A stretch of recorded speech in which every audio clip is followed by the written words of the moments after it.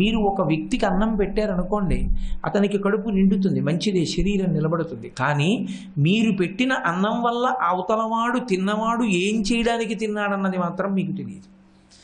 ఒక జేబు దొంగకి నేను అన్నం పెట్టాననుకోండి, ఆర్తితో ఉన్నాడని, వాడు పెళ్ళికి మంగళసూత్రాలు కొనుక్కుందాం, పిల్లకి గాజులు కొందామని చెప్పి కష్టపడి రెక్కలు ముక్కలు చేసుకొని దాచుకున్న డబ్బు పట్టుకున్న వ్యక్తి యొక్క జేబు కత్తిరించాడు అనుకోండి, ఇప్పుడు అన్నం పెట్టిన వాడెవరో వాడి ఖాతాలో కూడా వేస్తారు ఆ పాపాన్ని. లేకపోతే వాడికి ఆ శక్తి ఎక్కడిది? అందుకే పాత్రత నెరిగి దానం చేయమని చెప్పారు. పాత్రత తెలియకుండా దానము చెయ్యవద్దు. కానీ మంచి మాట మాత్రం ఎప్పుడూ మంచికే ప్రవర్తిస్తుంది తప్ప, వినకుండా పోతే వాడు ఏ స్థాయిలో ఉన్నాడో ఆ స్థాయిలోనే ఉంటాడు.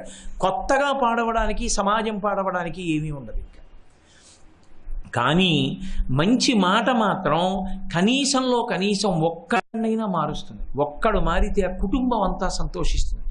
ఏమో అలా మారేవాళ్ళు ఉంటే సమాజంలో ఎంత అభ్యున్నతి ఏర్పడుతుందో. అందుకే ఈ దేశంలో అన్నిటికన్నా గొప్పదిగా చెప్పబడినది ఇది అంటే ప్రవచనమే. ఆ ప్రవచనం ఎవడి బుద్ధికి తోచింది వాడు చేయడం కాదు, శాస్త్రాన్ని ఆధారం చేసుకొని మాట్లాడాలి తప్ప తన స్వంత బుద్ధితో మాట్లాడకూడదు. కాబట్టి ఏమీ కోరుకోకుండా నిస్వార్థంగా లోకహితము కొరకు ప్రవర్తించేటటువంటి వాడెవరో, ఆ ధృతి ఉన్నదే, ఆ ధైర్యము, ఆ పట్టుదల ఉన్నదే, అది చాలా చాలా గొప్పది. తన కొరకు అని చేసుకునేవాడు కన్నా నిష్కామంగా చేసేవాడు ఇంకా గొప్పవాడు. ఇక మూడవది ఒకటి ఉంటుంది, అది మన ప్రయత్నంతో మనకు వచ్చే పట్టుదల కాదు, అది భగవద్భక్తి. భగవద్భక్తి యందు విశేషమైన పట్టుదల ఏర్పడాలంటే, భగవంతుని యందు తిరుగులేని నమ్మకం ఏర్పడాలి అంటే కేవలము మనసాధన చేత మాత్రమే అది లభించదు. చాలామంది ఏమనుకుంటారంటే భక్తి మనం చేస్తే వస్తుంది అనుకుంటారు. తప్పు. భక్తికి ముహూర్తాలు లేవు, అది గృహప్రవేశం కాదు. ఏకాదశి నుంచి నేను భక్తిగా ఉంటానండి అని ముహూర్తాలు ఉండవు. భక్తి దేని వలన వస్తుంది అంటే పరమేశ్వరుని యొక్క కృపగా వస్తుంది. ఈశ్వరుని యొక్క అనుగ్రహం చేత భక్తి గట్టిపడుతుంది. ప్రహ్లాదుడు రాక్షస వంశంలో జన్మించాడు. రాక్షస వంశంలో జన్మించిన ప్రహ్లాదుణ్ణి తన తండ్రి అయిన హిరణ్యకశిపుడే చంపించడానికి ప్రయత్నం చేశాడు. కత్తులు పట్టుకుని వచ్చి ఆయన కడుపులో పొడుస్తున్నారు. పొడుస్తుంటే ఎవరైనా ఇలా రెండు చేతులు అడ్డు పెడతారు. ఆయనకి కత్తిలో నారాయణుడు కనపడ్డాడు, పొడుస్తున్నవాడిలో నారాయణుడు కనపడ్డాడు. ఆయనకి చెయ్యడ్డు పెట్టవలసిన అవసరం కనపడలేదు. తన్ను నిశాచరుల్ పొడవ దైత్యకుమారుడు మాటిమాటికో పన్నగసాయి, ఓ ధనుజభంజన, ఓ జగదీశ, ఓ సర్వాపన్న శరణ్య, ఓ అఖిల పావనయంచు నుతించు కాని తా కన్నుల నీరుతాడు భయకంప సమేతుడు కాడు భూవరా అన్నారు పోతన గారు. ఒక పక్క కత్తి పెట్టి పొడి చేస్తుంటే కత్తి వంక చూస్తూ, పొడిచేవాడి వంక చూస్తూ, ఓ సర్వాపన్న శరణ్య, ఓ అఖిల పావన, ఓ జగదీశ్వర, మాధవ అంటూ పిలిచి సంతోషంతో గంతులేశాడు. అంతటి భక్తి ఏర్పడాలి అంటే ప్రహ్లాదుడు అలా ఉన్నాడు కాబట్టి నేను అలా ఉంటానండి అంటే వచ్చేది కాదు ఆ భక్తి. ఆ భక్తి పరమేశ్వరుని యొక్క కృపచేత రావాలి. అందుకే కొంతమందికి కలిసి వచ్చినంత కాలమే భక్తి నిలబడుతుంది. ఒక్కటి వాళ్ళ దృష్టికోణం, వాళ్ళ భక్తి ఎంత స్థాయిలో ఉంటుందంటే, నేను తక్కువ చేసి మాత్రం మాట్లాడటలేదు. అసలు భక్తి అంటూ మొదలవడమే గొప్ప. కోట్ల జన్మల తర్వాత ఏర్పడుతుంది భక్తి. అందుకని దాన్ని నిరుత్సాహపరిచి మాట్లాడకూడదు. కానీ ఒక స్థాయిలో ప్రారంభంలో ఎలా ఉంటుందంటే, పరమేశ్వరుడు అన్నవాడు మా ఇంటి పాలేరు. ఆయన ఏం చేయాలంటే, నేను దీపం పెట్టాను కాబట్టి ఎప్పుడూ మా ఇంట్లో శుభాలే చేయాలి, ఎప్పుడూ ఏమీ మాకు ఇబ్బంది కలగకూడదంటాడు. ఒక స్థాయిలో ఏమంటాడంటే, నీకు దూరం అవ్వడం కన్నా కష్టం నాకు ఇంకోటి లేదు. నేను బాహ్యంలో కష్టాలు రాని పర్వాలేదు, కానీ కష్టాలు వచ్చినా నిన్ను మరిచిపోకుండా మాత్రం, నిన్ను నిందించకుండా మాత్రం చూడదు, ఒక్కటి చాలంటాడు. అంటే అది బాగా చిక్కపడిన భక్తి. దూర్జటి కాళహస్తీశ్వర శతకం చేస్తూ, నిన్ను సేవింపగ నాపదల్ పొడమని నిత్యోత్సవం బబ్బని జనమాతృండనని సంసార మోహంబు పైగొనని జ్ఞానము గల్గని గ్రహగతుల్ కుందింపని మేలు వచ్చిన రాణి అవి నాకు భూషణములే శ్రీకాళహస్తీశ్వర అంటాడు. అందుకే భక్తి యందు ధృతి, భక్తి యందు పట్టుదల, భక్తి యందు విశ్వాసము, ఈశ్వరుని యొక్క వాక్యమునందు, వేదమునందు తిరుగులేనటువంటి నమ్మకము కలగడం కేవలముగా ఏదో నేను ఇవాళ నుంచి అలా ఉంటానండి అంటే ఉండడం సాధ్యమయ్యేది కాదు. అది భగవంతుని యొక్క అనుగ్రహం చేతనే సాధ్యం అవుతుంది. భగవంతుని యొక్క అనుగ్రహం ఎందుకు వస్తుంది అంటే మనుష్య జన్మలో అసలు ప్రారంభం అంటూ మన ప్రయత్నంతో మొదలు పెట్టాలి. అందుకే శంకరాచార్యులు వారు శివానంద చేస్తూ అంకోలం నిజబీజ సంతతిరయస్కంతోపలం సూచిక సాధ్వీ నైజ విభుం లతాక్షితిరుహం సింధు సరిద్వల్లభం ప్రాప్నోతీహ యథా తథా పశుపతే పాదారవిందద్వయం చేతో వృత్తి రూపేత్య తిష్టతి సదా సా భక్తి రుత్యుచ్యతే అంటారు. ముందు మన ప్రయత్నంతో మొదలవ్వాలి. ఈశ్వరుడు అన్నవాడు ఒకడు ఉన్నాడు అని ప్రారంభం చేసి మంచి విశేషాలు వినడం, మంచి పుస్తకాలు చదువుకోవడం, దేవాలయానికి వెళ్ళడంతో ప్రారంభం చేస్తే ఈశ్వరానుగ్రహం అదే మెల్లగా కదిలి మన మీద వర్షిస్తుంది. అసలు ప్రారంభం అంటూ లేకపోతే ఎప్పటికీ అలాగే ఉండిపోతాడు. అందుకే ఒక్క భక్తి యందు ధృతి మాత్రం కేవల ప్రయత్నం చేత సాధ్యం కాదు. భగవద్ అనుగ్రహము వర్షించిన నాడది సాధ్యం అవుతుంది. కాబట్టి అటువంటి ధృతి, అటువంటి పట్టుదల ఏది ఉన్నదో ఆ పట్టుదల అన్న మాటని జాగ్రత్తగా అర్థం చేసుకోవాలి. తప్ప పట్టుదల అంటే మూర్ఖత్వంతో కూడుకున్నటువంటి పట్టుదల కాకూడదు. అది విచక్షణతో కూడుకున్నదై ఉండాలి. నేను కొండ కదుపుతాను అని అన్నాను అనుకోండి, అంతకన్నా అర్ధరహితమైన విషయం ఇంకొకటి లేదు. నేను ఏమి తిన్నా ఎంత వ్యాయామం చేసినా కొండ కదపలేదు. అప్పుడు దాన్ని ధైర్యం అనరు, పట్టుదల అనరు, దాన్ని మూర్ఖత్వం అంటారు. ఇంకంతకన్నా నేను 10 ఉదాహరణలు మీకు చెప్పక్కర్లేదు. అందుకే శాస్త్రవిహితమైనటువంటి కర్మని చేసేటప్పుడు తన శక్తిని దృష్టిలో పెట్టుకుని చేయవలసినటువంటి పనిని గురించి బాగా విచారించి ఆ పని చెయ్యడానికి సంకల్పం చేసుకుని నిలబడగలిగినటువంటి వాడెవరున్నాడో అటువంటి వాడి యొక్క సంకల్ప బలానికి ధైర్యం అని పేరు. తప్ప చాలామందిలో ఒక అపోహ ఒకటి ఉంటుంది. చూడండి, ఆత్మగౌరవం అంటారు, నాకు ఆత్మగౌరవం ఉందండి అంటారు. అహంకారానికి పర్యాయపదంగా వాడతారు దాన్ని. నిజానికి వాడు ఆత్మగౌరవం కాదు వాడుతున్నది, అహంకారం. నాకు ఆత్మగౌరవం ఉందంటాడు. తండ్రి దగ్గర ఆత్మగౌరవం ఏంటి? తండ్రి దగ్గర నువ్వు కింకరుడివి. తండ్రి ఏమైనా మాట్లాడచ్చు. నేను తండ్రి ఏది మాట్లాడినా తండ్రి మాటలో ఎత్తి చూపించే అధికారం జీవిత పర్యంతం కొడుక్కి లేదు. అందుకని తండ్రి దగ్గర ఆత్మగౌరవం అన్న మాట ఎవరైనా వాడితే వాడికి అహంకారం ఒకటే ఉంది. అసలు నిజానికి శాస్త్రం తెలియదని గుర్తు. అందుకే ఏ మాట ఎక్కడ వాడాలి, ఎలా ప్రవర్తించాలన్నది తెలిస్తే తప్ప శాస్త్రాన్ని జాగ్రత్తగా పట్టుకున్న వాడికి తప్ప అసలు జీవితంలో ఎక్కడ ఎవరి దగ్గర ఏ మాట ఎలా ప్రయోగించాలో తెలియని అయోమయత్వం ఏర్పడుతుంది. అందులో ఇవాళ ఉన్నటువంటి ప్రపంచంలో ఎక్కడ ఏ మాట వాడకూడదో ఆ మాటనే వాడడం ప్రారంభమైపోయింది. నేను అలా అన్నాను కాబట్టి ఒక మాట మీతో మనవి చేస్తాను.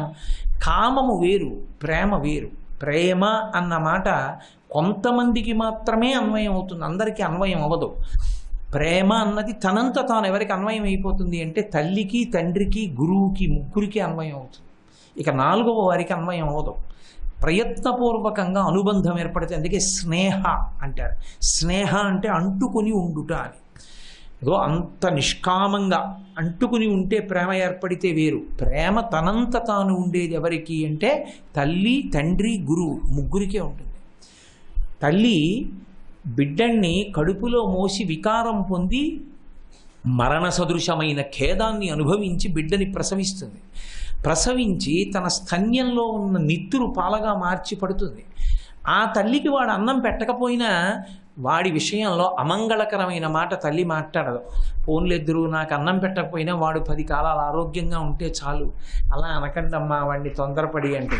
ఎందుకమ్మా అలాంటి పిల్లాడు ఉంటే ఎంత ఊడిపోతే ఎంత అన్నారనుకోండి, తల్లి దగ్గరికి వెళ్ళి అంత మాట అనకండమ్మా, నా ప్రారంభం, వాడు నాకు అన్నం పెట్టకపోతే ఏం, వాడు 10 కాలాలు అలా ఉండాలంటుంది తప్ప వాడు ఊడిపోవాలన్న మాటని తల్లి అంగీకరించదు. అది ప్రేమ. తండ్రి తనకున్నదంతా అమ్మేసి కొడుకుని చదివిస్తాడు. ఆ కొడుకు ఏ అమెరికాయో వెళ్ళి చాలా గొప్ప వృద్ధిలోకి వచ్చి 4 కార్లు కొనుక్కున్నానని అక్కడి నుంచి ఉత్తరం రాస్తాడు. పాపం ఈయన అన్నీ అమ్మేసి ఒరే నేను పెంకుటింట్లో ఉంటున్నానరా అని చెప్తే కొడుకు డబ్బు పంపించేస్తాడేమో అని చెప్పకుండా పెంకుటింట్లో ఉన్నవాడు ఉత్తరీయం వేసుకుని ఎదిరింటికి వెళ్ళి ఆ ఉత్తరం చూపించి సంతోషిస్తాడు. తను కారు కొనుక్కున్నాడా, తను సంతోషంగా ఉన్నాడా? కొడుకు వృద్ధిలోకి వస్తే తండ్రి పొంగిపోతాడు. నాకు ఇది కావాలని తండ్రి అడగడు. అందుకే తండ్రిది ప్రేమ. గురువు సముద్రంలా ఉప్పగా ఉండేటటువంటి గహనమైన శాస్త్రాన్నంతటినీ కష్టపడి తాను చదువుతాడు. పరిశోధించి ఎంతో కష్టపడి చదివి తేలిక మాటలతో అర్థమయ్యేటట్టుగా కిందకి దిగి వచ్చి శిష్యుడికి ప్రబోధం చేస్తాడు. ఆ శిష్యుడు శాస్త్రాన్ని పరిశోధించి చాలా గొప్పవాడై తనకన్నా గొప్పగా మాట్లాడుతుంటే కన్నుల నీరు పెట్టుకు మురిసిపోతాడు. నా శిష్యుడు ఎంతవాడయ్యాడో అంటే. అంతేకాని పుత్రాది చేత్ పరాజయం, కొడుకు చేతిలో శిష్యుడి చేతిలో ఓడిపోవాలని కోరుకుంటాడు గురువు తప్ప నా శిష్యుడు అంతవాడైపోయాడు ఏమిటి అండవు. నా శిష్యుడు ఎంతవాడైపోయాడు అని పొంగిపోతాడు. ఒక్కొక్కసారి నాకు కన్నుల నీళ్లు వస్తుంటాయి. మా గురువుగారు నా దగ్గరికి వచ్చి ఓ మాట అంటుంటారు, ఒరే నాయనా మొన్న నాకు సభకి వెళ్ళాను రా, చాగంటి కోటేశ్వరరావు గారి గురువుగారు అన్నారు రా, నన్ను పొంగిపోయాను రా. గురువుగారు మీరెక్కడ నేనెక్కడ, మీ కాలి చెప్పు నేను, మిమ్మల్ని నా గురువు గారిని నా పేరు పెట్టి నాతో అన్వయం చేయడమా, మీ శిష్యుడు అనాలి. ఈ కోటేశ్వరరావు బలానా ఆయన శిష్యుడు అనాలి. మానేసి కోటేశ్వరరావు గారి గురువు గారు ఆయన అంటే ఆయన బాధపడాలి. నిజానికి చెప్పింది నేను వీడికి, వీడి గురువు గారని నాకు పేరు తప్ప ఆయన శిష్యుడు అంటలేదనాలి. ఆయన ఎంతో సంతోషంగా ప్రయత్నపూర్వకంగా వచ్చి నాకు ఆ మాట చెప్పి పొంగిపోతుంటారు. అది గురువు అంటే. కాబట్టి ఈ ముగ్గురిది ప్రేమ. అంతేకాని నాకే దక్కాలని ప్రయత్నించింది కామము తప్ప ప్రేమ కాదు. అది నాకే దక్కాలన్నాను అనుకోండి, దక్కితే నాకు దక్కాలి, నాకు దక్కకపోతే అది ఉండకూడదన్నాను అనుకోండి, వివర్ణం చేస్తాను, పాడు చేస్తాను అన్నాను అనుకోండి, అప్పుడు అది కామము. అది వెర్రితలలు వేసిన కామము. కామము అన్న మాట వాడవలసిన చోట ప్రేమ అన్న మాట వాడారనుకోండి, ఎన్ని ప్రమాదాలు వస్తున్నాయో మీరు చదవట్లేదా? ఒక్క మాటని తప్పుగా వాడితే అన్ని ఇబ్బందులు వస్తాయి. ఎక్కడ ఏ మాట మాట్లాడాలో ఆ మాటే మాట్లాడాలి. అంతేకాని ఒక మాటని తీసుకెళ్ళి ఒక చోట పెడితే లేనిపోని ప్రమాదాలన్నీ వస్తాయి. కాబట్టి ధృతి అన్న మాటని చాలా జాగ్రత్తగా అర్థం చేసుకోవాలి. వాల్మీకి మహర్షి సుందరకాండలో ప్రతిపాదన చేస్తూ మొట్టమొదట ఉండవలసినటువంటి లక్షణము ధృతి అన్నారు. ఎవరి విషయంలో సమన్వయం చేస్తూ? స్వామి హనుమ విషయంలో సమన్వయం చేశారు. ముందు సముద్ర లంఘన ఘట్టం జరిగింది. ఆ ఘట్టంలో స్వామి హనుమ సముద్రాన్ని దాటారు. సముద్రాన్ని దాటినప్పుడు హనుమకి ఈ 4 లక్షణాలు ఉన్నాయన్నారు. మీలా ఎవరికి ఈ 4 ఉన్నాయో వాడు తన కర్మ యందు నశించడు. అది ఆర్షవాక్కు, ఆప్తవాక్కు, హితవాక్కు. జ్ఞాపకం పెట్టుకోవలసిన మాట. మీరు చూడండి, పరిమితి అని ఒకటి ఉంటుంది లోకంలో, అదొక మాట పరిమితి అని. ఆ పరిమితి అన్న మాట అనేక కారణముల చేత అన్వయం అవుతూ ఉంటుంది. ఉపాధిని బట్టి కొన్ని పరిమితులు ఉంటాయి. ఒక్కొక్క శరీరానికి ఒక్కొక్క పరిమితి ఉంటుంది.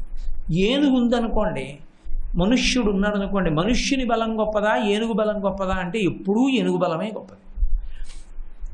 అదే ఏనుగు మీరు తీసుకెళ్ళి మాంసం పెట్టారనుకోండి, అంత బలమైంది కదా, అంత ఎత్తైంది కదా, అది ముట్టుకోదు. కేవలం శాకాహారమే ముట్టుకుంటుంది. అది దాని పరిమితి అంతే. అది మాంసాహారం ముట్టదు. మీరు సింహం దగ్గరికి వెళ్ళి నువ్వు శాకాహారం తినేటటువంటి ఏనుగు యొక్క కుంభస్థలంలో మాంసం తినడానికి ఇష్టపడతావు కదా, శాకాహారం తింటేనే దానికి ఆ మాంసం వచ్చిందంత రుచికరమైన మాంసం, కాబట్టి నువ్వు తిని ఈ పప్పు అన్నమని పెట్టారనుకోండి, అది ముట్టదు. జీర్ణతృణంబు మేయునే అంటాడు. గడ్డి పరక ముట్టదు సింహం, ప్రాణం పోయినా ముట్టుకోదు. ఏనుక్కి నీకు ఇంకా బలం వస్తుందని తీసుకెళ్ళి మాంసం పెట్టారనుకోండి, అది ముట్టుకోదు. సృష్టి యందు ఈశ్వరుడు ఒక నియమం పెట్టాడు, ఇది ఇలా ఉంటుంది అంతే. ఆ పరిమితి దాటి వెళ్ళవు. అందులో వానరము అని నేను అన్నాను అనుకోండి, వానరము అనేటప్పటికీ ఎప్పుడూ 2 లక్షణాలు ఉంటాయి. ఒకటి పరమచంచలమైనటువంటి స్వభావం, అసలు స్థిరంగా కూర్చోవడం అనేటటువంటిది దాని జీవితంలో ఉండదు. 2 అస్తమానం ఏదో ఒకటి తింటూ ఉండడం, కనపడ్డ ప్రతిదాన్ని కోసుకుంటూ ఉండడం, విప్పుతూ ఉండడం, కొరుకుతూ ఉండడం, పడేస్తూ ఉండడం, ఏదో ఒకటి చేస్తూ ఉండాలి. ఈ 2 ఆ ఉపాధికి ఉండేటటువంటి పరిమితులు. ఒక కోతి ఓ స్తంభం దగ్గర అలా పడుకుంది అనుకోండి, ఓ మనుష్యుడు వచ్చినా కూడా కదలటం లేదనుకోండి, వెంటనే ఏమంటాం మనం, ఈట కోతి అలా ఉంది పాపం ఒంట్లో బాగోలేదా అండి అంటాం. అంటే కోతి కానీ నిశ్చలంగా ఉందనుకోండి, దానికి అనారోగ్యంగా ఉందంటాం. అది చెంగును గంతులు వేస్తుంది అనుకోండి, అది కోతి అండి అంటాం. అది దాని స్వభావం, దానికి అసలు స్థిరత్వం లేదు. ఈ ఉపాధికి ఆ లక్షణం ఉన్నప్పుడు ఆ ఉపాధిలో ఎవరుండనివ్వండి, అదే అన్వయం అవుతుంది, ఆ లక్షణమే ఉంటుంది. స్వామి హనుమ ఏ ఉపాధి ఎందున్నారు? వానర ఉపాధి ఎందున్నారు. కాబట్టి ఆ ఉపాధి లక్షణం ఏమిటి? చంచలత్వం, కదిలిపోతుంది. అంత కదిలిపోవడంలో మామూలు కోతులు ఏదో ఈ గోడ మించి ఆ చెట్టు మించి దూకుతాయి, ఆయన మనోజవం మరుతతుల్య వేగం. ఆయన యొక్క వేగాన్ని రెండింటితో చెప్పారు. మనోజవం, ఇక అంతకన్నా వేగమైంది ప్రపంచంలో లేదు. మనస్సు ఎంత వేగంగా పెడుతుందో అంత వేగంగా పెడతారు ఆయన. నేను ఇప్పుడు కాశీపట్టణం తలుచుకున్నాను అనుకోండి, నా మనస్సు కాశీ వెళ్ళిపోతుంది. నా మనస్సు కాశీ ఎంత తొందరగా పెడుతుందో హనుమ కూడా అంత తొందరగా పెడతారు. అంత తొందరగా వెళ్ళగలిగిన వారు కాబట్టే యుద్ధకాండలో వానరులందరూ పడిపోయారు. రామచంద్ర ప్రభువు, లక్ష్మణస్వామి కూడా పడిపోయారు, జాంబవంతుడు కూడా పడిపోయాడు. పడిపోతే విభీషణుడు ఒక్కడే బ్రతికున్నవాడు, హనుమ ఒక్కరే ఉన్నారు. బ్రహ్మాస్త్ర బంధనం జరగదు కాబట్టి కాగడా పట్టుకుని వెతుకుతూ వెడుతున్నారు. ఇద్దరూ వెడుతూ పెద్దవాడు బ్రహ్మాంశ సంభూతుడు జాంబవంతుడు పడిపోయాడు. అసలు ఉన్నాడా, శరీరం విడిచిపెట్టాడా అని అనుమానం వచ్చింది. కాగడా విభీషణుడు పట్టుకున్నాడు. స్వామి హనుమ పలకరించారు, తాత ఎలా ఉన్నావా? వెంటనే ఆ నోరు విప్పి జాంబవంతుడు కళ్ళు తెరిచి చూసి అన్నాడు, నా కనురెప్పల మీద కూడా బాణాలు కొట్టాడు, ఎత్తలేకపోతున్నాను, హనుమ కుశలమా అని అడిగాడు.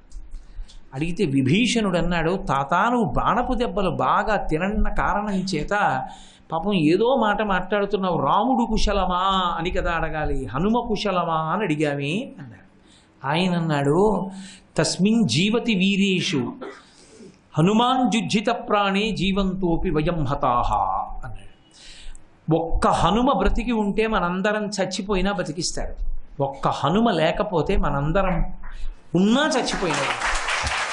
తస్మిన్ జీవతి వీరేతు హతమప్య హతం బలం హనుమాన్ జుజ్జిత ప్రాణే జీవంతోపి వయం హతాహ అన్నాడు. ఇంకొకడైతే ఏమంటాడు చూసావా అనాలి విభీషణుడి వంక చూసి. ఆయన వెంటనే వంగి జాంబవంతుడి కాళ్ళు పట్టుకున్నారు. పట్టుకుని తాత హనుమ నిన్ను కుశలం అడుగుచున్నాడు. రే నాయనా, ఉత్తరంలో ఎక్కడో ఉత్తర దిక్కున హిమాలయ పర్వతాలు దాటి వెళ్ళిపోతే అక్కడున్న మృత సంజీవని, విశల్యకరణి, సంధానకరణి, సౌవర్ణకరణి అని 4 ఓషధులు ఉత్తర క్షణంలో నువ్వు ఇక్కడికి తేవాలి. అప్పటికే దుందుబులు మోగించేశారు. ఇంద్రజిత్ వెళ్ళి చెప్పేస్తే రావణాసురుడు విజయ దుందుబులు మోగించేశాడు, చనిపోయారు అందరూ అని. అప్పటికప్పుడు ఆ యుద్ధ భూమిలో ఉన్నవారు ఒక్క మెరుపులో వెళ్ళిపోయారు అంతే. ఓషధులు దాక్కున్నాయి. పర్వతాన్ని పెకలించి తీసుకొచ్చేయడం, అక్కడ పెట్టేయడం, అందరూ బతికేయడం, మళ్ళీ సంజీవని పర్వతాన్ని ఉత్తర దిక్కు తీసుకెళ్ళడం, పెట్టేయడం, తిరిగి వచ్చేయడం అయిపోయింది. అది ఆయన వేగం. అంతటి వేగం ఆయన శరీరానికి ఉన్నది. వానరులకు ఉండేటటువంటి వేగం ఎటువంటిదో అంతకన్నా ద్విగుణీకృతమైన 1,000,000 రెట్ల వేగం స్వామిదే. మనోజవం మరుతతుల్య వేగం. అటువంటి వారు ఒక చోట కూర్చోవడం అన్నది అసలు సంభవమా? అసలు కూర్చోవడం ఉంటుందా? కానీ హనుమ విషయంలో గొప్పతనం ఎక్కడుందంటే ఆయన యందు 2 తీవ్రమైన లక్షణాలు ఉంటాయి. ఎంత వేగంగా పెడతారో అంత స్థిరంగా కూర్చుంటాడు. ఆయన కూర్చుంటే ఇక కదపగలిగిన వాడు ఉండడు, అంత ధ్యాన నిష్టలో కూర్చుంటాడు. ఆయనంత బలవంతుడు లేడు, ఆయనంత నిస్వార్థపరుడు చాలి లేడు లోకంలో. ఆయనతో సమానమైన బలవంతుడు సృష్టిలో లేడు. కానీ ఆయన తన కొరకు తాను అని చేసుకున్న పని లోకంలో ఒక్కటి లేదు. అటువంటి వారు శ్రీరామాయణంలో అత్యంత క్లిష్టమైనటువంటి సందర్భంలో ఆయన లేవవలసి వచ్చింది. అప్పటి వరకు మహర్షుల యొక్క శాపం, ఆయన బలం ఆయనకి తెలియదు. ఎవరో ఒకరు కీర్తిస్తే తెలుస్తుంది. అంటే ఇప్పుడు మనం కీర్తించక్కర్లేదు. అప్పుడు కిష్కింధకాండలో జాంబవంతుడు కీర్తించినప్పుడు ఆయనకి శాపం పోయింది. చాలామంది తెలియక ఓ మాట అంటుంటారు, హనుమకి బలం తెలియదండి, మనం ఆయన బలం గుర్తు చేయాలని. ఇప్పటికీ మనం గుర్తు చేయవలసిన అవసరం ఆయనకి ఏం లేదు. అప్పుడోసారి గుర్తు చేశారు, చాలా ఆయనకి శాప విమోచనం అయిపోయింది. కాబట్టి జాంబవంతుడు ఆయనకి జ్ఞాపకం చెయ్యవలసిన పరిస్థితి ఒకటి ఉత్పన్నమైంది. ఎందుకు ఉత్పన్నమైంది అంటే అన్ని దిక్కులకు వానరములను పంపించాడు సుగ్రీవుడు. పంపించేటప్పుడు స్వామి హనుమ దగ్గరికి వచ్చి ఒక మాట అన్నాడు, నిన్నే నమ్ముకుంటున్నాను. ఎందుకు నమ్ముకుంటున్నానో తెలుసా? నీ దగ్గర కొన్ని లక్షణాలు ఉన్నాయి, నీ దగ్గర బుద్ధి బలం ఉంది, ఎక్కడ ఎలా ప్రవర్తించాలో నీకు తెలుసు. హనుమ నీ వలననే సీతా దర్శనం అవుతుంది. కాబట్టి ఈ ఉంగరం నీకు ఇస్తున్నానని సుగ్రీవుడు అన్న మాటల్ని ఆధారం చేసుకుని రామచంద్రమూర్తి ఉంగరం ఇచ్చారు. ఇప్పుడు అన్ని దిక్కులకు వెళ్ళిన వానరములు తిరిగి వెనక్కి వెళ్ళిపోయి సుగ్రీవుడు ఇచ్చినటువంటి కాల పరిమితి లోపల ఒక్క దక్షిణ దిక్కుకు వచ్చినటువంటి వాళ్ళు మాత్రం మణికర్ణికా బిలంలోకి వెళ్ళిపోయారు. వేళ దాటిపోయింది, వెనక్కి వెడితే సుగ్రీవుడు చంపేస్తాడు. సరే, ఏదో సంపాతి కనపడ్డాడు. ఆ సంపాతి ఒక మాట చెప్పాడు, మేము ఇక్కడి నుంచి చూడగలం, మాకు విశేషమైన దృష్టి శక్తి ఉంది, గ్రద్దలు ఎంత ఎత్తు నుంచి అయినా చూస్తే అందులో మేము వైనతేయులో, ఇక్కడి నుంచి చూసి చెప్తున్నాను, లంకాపట్నంలో సీతమ్మ ఉంది అన్నాడు. ఇప్పుడు సీతమ్మని చూడ్డానికి బయలుదేరాలి. దక్షిణ సముద్రానికి ఉత్తర తీరంలోకి వచ్చి ఈ వానరములన్నీ విడిది చేసే కొన్ని లక్షల వానరములు వచ్చాయి. అప్పటి వరకు వాళ్ళ సంతోషం వేరు, అసలు ఉన్నదే వానర ఉపాధాయే. లంకాపట్టణానికి వెడితే సీతమ్మ దర్శనం అయిపోతుంది, వెళ్ళిపోవడమే ఇంక అందరం అని వచ్చారు. తీరా సముద్రానికి ఉత్తరం ఒడ్డున కూర్చున్న తరువాత సముద్రం వంక చూశారు. సముద్రమే. ఆ సముద్రం వంక చూసి అందరూ చతికిల పడిపోయారు. స్వామి హనుమ కూడా ఓ మూల చతికిల పడిపోయారు. ఇప్పుడు ఎవరి బలం ఎంత, ఎవరు వెళ్ళగలరు అన్నాడు అంగదుడు. ఒక్కొక్కళ్ళు లేచారు, 70 అన్నారు, 80 అన్నారు, 90 అన్నారు. ఎవరి బలం వాళ్ళు చెప్పారు. ఎవరి బలం వాళ్ళు చెప్పినా 70 వెళ్ళినా, 60 వెళ్ళినా, 80 వెళ్ళినా, 90 వెళ్ళినా పడిపోయేది సముద్రంలోని. వెడతాను అన్నవాడు అంగదుడు ఒక్కడే, కానీ తిరిగి వస్తానన్న మాట ఆయన లేదు. జాంబవంతుడు అన్నాడు, ప్రభువు కూర్చోవాలి, సేవకుల చేత చేయించాలి.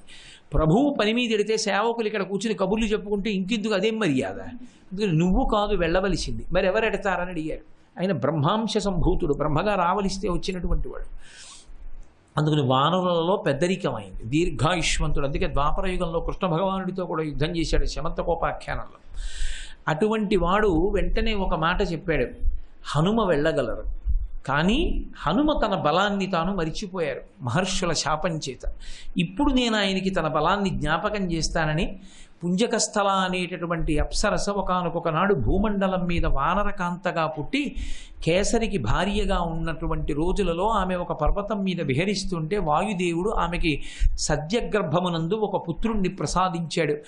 దేవతల యొక్క కార్యాన్ని తీర్చడానికి పుట్టినటువంటి నువ్వు వాయువుతోటి గరుత్మంతునితోటి సమానమైనటువంటి బలం కలిగినటువంటి వాడివి. నేను వామనమూర్తి ఈ భూమండలాన్నంతటినీ కూడా నిండిపోయేటట్టుగా ఒకనాడు పెరిగిపోతే 3 అడుగుల చేత ఈ భూలోకాన్ని ఊర్ధ్వలోకాల్ని కొలిచేసి త్రివిక్రమావతారంగా పెరిగిపోయారు.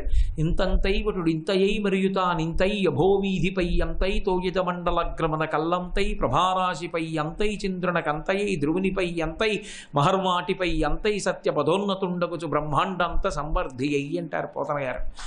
అలా పెరిగిపోయినటువంటి త్రివిక్రమావతారానికి నేను ప్రదక్షిణాలు చేశాను. అప్పుడు బలం ఉంది, ఇప్పుడు బలం లేదు. హనుమా నేను వెళ్ళలేను, కానీ నీకు బలం ఉంది, నువ్వు నీ బలాన్ని మరిచిపోయావు, నువ్వు వెళ్ళగలవు. కాబట్టి నువ్వు వెంటనే బయలుదేరు, నువ్వు లంకాపట్టణాన్ని చేరగలవు. ఈ మాట చెప్పగానే ఆయనకి శాప విమోచనం అయిపోయింది. ఆయన ధైర్యం గురించి సుందరకాండలో చెప్పలేదు మహర్షి, కిష్కింధకాండ చిట్ట చివరి శ్లోకంలో చెప్పారు. అది ధృతి అన్న మాటకు అన్వయం. సుందరకాండ ప్రథమ శ్లోకంలో కనపడదు మీకు, కిష్కింధకాండ చివరి శ్లోకంలో కనపడుతుంది. సవేగవాన్ వేగ సమాహితాత్మా హరిప్రవీర పరవీరహంత మనస్సమాధాయ మహానుభావో జగామలంకాం మనసా మనస్వి అన్నారు. అసలు శ్రీరామాయణం ఒక గొప్ప తత్వశాస్త్రం. దాన్ని మించినటువంటి మనస్సుకి సంబంధించిన శాస్త్రం ఇంకొకటి ఉండదు. చెప్తే శంకరుడు చెప్పాలి, లేకపోతే వాల్మీకి చెప్పాలంతే. ఆయన ఆ ఉత్తర తీరం దగ్గర నిలబడి అంతెత్తు పెరిగిపోయినటువంటి వారై మేరుపర్వత శిఖరాలు ఎలా ఉంటాయో అలా పెరిగిపోయి ఆ చూస్తున్నటువంటి వానరులందరితో ఒక మాట అన్నారు, నేను ఇక్కడ నుంచి కుప్పించి ఎగిరి బయలుదేరితే భూమి నా పాద తాడనములకు తట్టుకోలేక పాతాళములోకి కుంగిపోతుంది. అందుకే దగ్గర ఉన్న మహేంద్ర పర్వత శిఖరముల మీద నిలబడి అక్కడి నుంచి ఎగిరి వెడతాను. నేను ఎంతటి బలవంతుడనంటే నాకు నా స్వరూపంతో ఈ భూమిని అంతటినీ కూడా ప్రదక్షిణం చేసి రాగలను. కొన్ని వేల పర్యాయములు ప్రదక్షిణం చేస్తాను. ఈ సముద్రంలో ఉండేటటువంటి పాముల్ని గరుత్మంతుడు తన ముక్కుతో కరచుకుపోతూ ఉంటాడు. ఆయన ఎలా తీసుకుపోతాడో అలాగే నేను సముద్రానికి ఉత్తర తీరంలో నిలబడి నా శరీరాన్ని పెంచి వంగి చాపి నా చేతితో దక్షిణ తీరాన్ని ముట్టుకోగలను. నేను నా చేతికి ఉన్నటువంటి బలంతో పర్వతములనన్నింటినీ కదిపేయగలను. నా తొడల యొక్క శక్తితో పర్వతములను చూర్ణములుగా కొట్టేయగలను. ఈ భూమిని తిరగవేసేయగలను, అంతటి బలం ఉన్నవాడిని. కాబట్టి నేను ఇప్పుడు బయలుదేరుతున్నానన్నారు. బయలుదేరుతున్నానన్న మాటలో మీరు ఒకటి గమనించాలి, ఆయన వెంట వస్తున్నాడన్నవాడు ఎవ్వడూ లేడు, ఆయన ఒక్కరే. వెళ్ళవలసింది సీతమ్మ తల్లి దర్శనానికి. సీతమ్మ తల్లి దర్శనం చేయడం అంత తేలికైన విషయం కాదు. రావణుడు ఏదైనా అంగీకరిస్తాడు, కానీ సీతమ్మని కనీసం వేరొక పురుషుడు చూడ్డాన్ని ఆయన అంగీకరించాడు. తాను కాదు, ఇంకొక పురుషుడు చూడ్డానికి వీల్లేదు. అందుకే లంబకర్ణ లలాటంచ లంబోదర పయోధరాం లంబోష్టీం లంబజుబుకాం లంబాస్యాం లంబజానుకాం అని వికృతమైనటువంటి స్వరూపాలున్నటువంటి రాక్షస స్త్రీలని కాపలా పెట్టాడు తప్ప వేరొక పురుషుడు ఎవరైనా సీతమ్మని చూశారన్నా మాట్లాడినా వాడు అంగీకరించలేడు. అంతటి తీవ్రమైన కామం. అందుకే స్వామి హనుమ సుందరకాండలో వెళ్ళి సీతమ్మతో ఏదో కోతి కిచకిచలాడిందని అక్కడ ఉన్నటువంటి రాక్షస స్త్రీలు చెప్తే ఆయన కన్నుల వెంట పడినటువంటి నీటి బొట్లు ఎలా పడ్డాయో మహర్షి వర్ణించారు. దీపంలో వేసినటువంటి ఒత్తి బాగా నూనెలో తడిసిపోయి ముందుకొచ్చేసిన దాన్ని వెలిగిస్తే నూనె బిందువుతో పాటుగా అగ్నిహోత్రం కింద పడితే ఎలా పడుతుందో అలా పడ్డాయిటవడికి. అంత కోపం. పురుషుడెవరూ స్త్రీని చూడ్డానికి వీల్లేదు, అంతటి కామం. అటువంటి రావణుడు ఎక్కడ బంధించాడో తెలియదు, ఎన్ని తప్పులు చేశాడో, ఎంతమందిని బాధ పెట్టాడో. అందుకే తననెవరు చంపుతారో భయం. ఎప్పుడూ లంకాపట్టణంలో విచ్చుకత్తులు పట్టుకు తిరుగుతూ ఉంటారు. అందున సీతమ్మని తీసుకొచ్చిన తర్వాత భయం ద్విగుణీకృతమైంది, రాముడు వస్తాడేమో అని. అందుకే ఎల్లవేళలా పహరా కాస్తూ ఉంటారు. శ్రీ ఉమామహేశ్వర పరబ్రహ్మార్పణమస్తు. స్వస్తి.